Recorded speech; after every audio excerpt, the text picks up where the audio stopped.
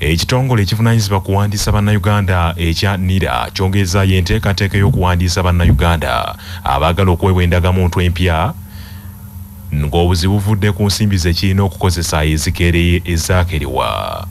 NIRA yasooka kulaga omwezi guno ogw'omukaaga nti mwegenda okukolera omulimu ogwo okwetoola eggwanga lyonna, wabula kaakano egongezaayo okutuuka mu mwezi ogw'omusanvu omwaka guno. Ekitongole kigamba nti ekyensimbi bwe kinaaba kigonjoddwa mu bwangu n'emisoso emirala enteekateeka eno yakutandikirawo. Ssenkulu w'ekitongole kino Rosemary Kisembo agambye nti mu mwezi ogw'omusanvu n'akakiiko k'ebyokulonda aka Electoral Commission lwe kajja okufulumya enteekateeka eneegobererwa mu kuteekateeka okulonda kwa bonna okw'omwaka 2026 era nti kijja kuyamba nnyo mu kutambulira awamu. Agambye nti mu mwaka 2014 bwe baali bawandiisa abantu okufuna endagamuntu omulundi ogwasooka, omulimu guno baagukolera emyezi 4 gyokka era basuubira nti ne ku mulundi guno ebbanga lye bajja okukoleramu omulimu ogwo eri abo abazza densite zaabwe obujja, abeetaaga okutereezaamu bwino abakwatako ku densite ezo n'abo abeewandiisa omulundi ogusooka. NIRA yalambika dda nti okuweebwa densite empya omuntu alina okusooka okuwaayo enkadde yamuweebwa era abatazirina baakusasulayo akasente, so nga ate eri abo abaagala okutereezaamu ebiwakwatako ku ndagamuntu, NIRA yalangirira omutemwa gwa mitwalo 30 okuva ku mitwalo 5 egibadde gisasulwa. Abatuuze ku kyalo Ggwanika mu ggombolola y'e Maddu mu disitulikiti y'e Gomba baguddemu entiisa. Omusajja abadde asima kaabuyonjo ettaka bwe limubuutikidde n'afiira wansi mu kinnya. Ssempijja Robert ow'emyaka 38 yafiiridde mu kinnya era nga kitegeezeddwa nti abadde atuuse mu fuuti 40 okukka wansi mu ttaka, ettaka kwe kumubuutikira omulundi gumu. Ssentebe w'ekyalo ekyo Yonasaani Kamulegeya agambye nti omugenzi Ssempijja abadde ne mukozi munne Ssentongo baavudde ku kyalo lw'abayaga mu ggombolola y'ekifampa Gomba nga baapataniddwa omutuuze omu okumusimira kaabuyonjo.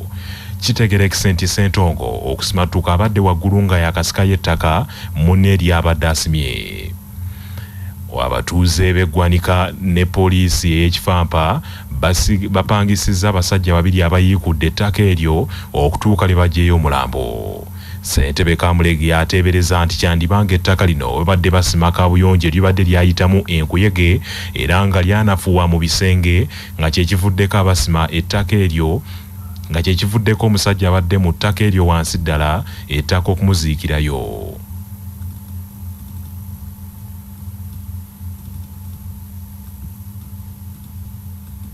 Afunye enjege mu kitundu kyaffe oli bwe yagenza okusima kaabuyonjo nakkirira wansi ettaka ne limubuutikira n'afiira mugundi mu kaabuyonjo. Ne tusaba abali mu mulimu ogwo mwegendereze, toyireti bwe beetuuse wansi oluusi wabaawo nga ettaka okubumbulukuka ne ligwa. Gavumenti esabye bannayuganda abalina enteekateeka ey'okutumbula ebyobulambuzi okugiwandiikira mu butongole naye bakwatireko.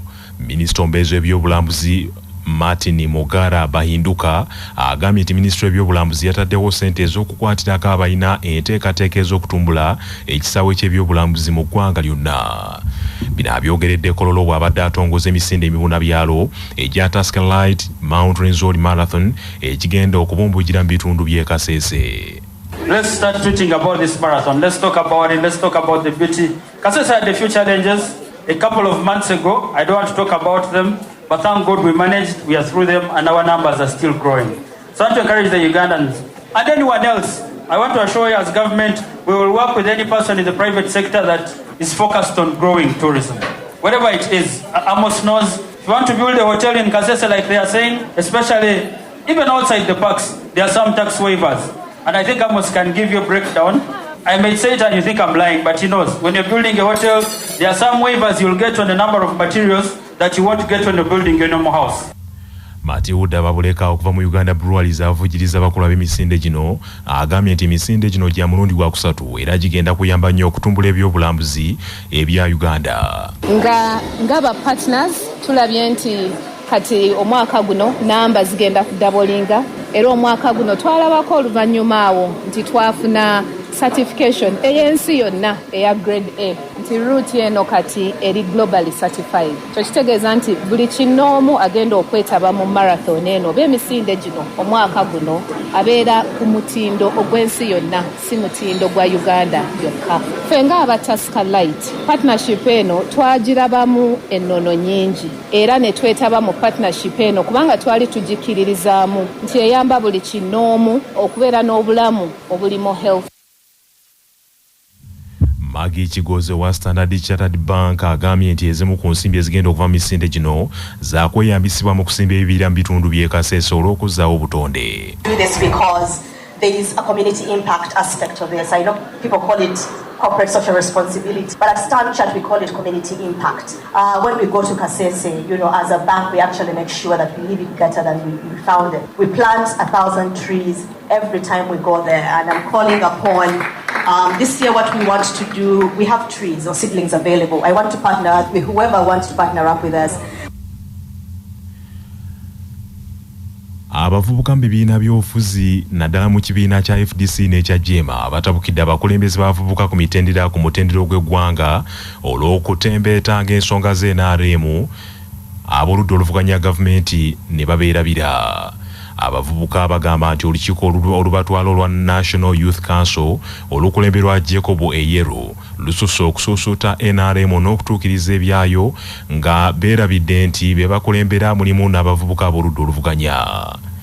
Mu lukungaana lwa bannamawulire lwe batuuzizza ku kitebe kya FDC Najjanakumbi, omukulembeze abavubuka mu FDC Adepo Francis agambye nti ng'ab'oludda oluvuganya gavumenti tebagenda kukkiriza kubaagazisa bintu bya kibiina ekiri mu buyinza ng'ate eby'oludda oluvuganya gavumenti bisuuliddwa ttale. Nti National Youth Council egenda kubeerawo ebeerenga unifying body egata abavubuka irrespective of the parties balimu baberenga botabulya mu line emu. 2. National Youth Council eriwo okukumakuma abavubuka okola ebintu ebiri productive ate nga abavubuka bonna babifunamu oba ba FDC oba ba Jema oba ba UPC n'ebina ebirala. Ekyokusatu, National Youth Council ye body eteekebwawo okukumakuma abavubuka okubeera nti teri muntu abakozesa mu migaso nga ye yabifunamu kye tuyita manipulation. So National Council eriwo okubeerawo nga it stops the manipulation of the younger people. Na ife tukizudde nti Mr. Jacob Eyero ye ebigendererwa byonna abivuddeko. Ye National Youth Council ali mugikozesa nga branch ya NRM Youth League, which is very wrong.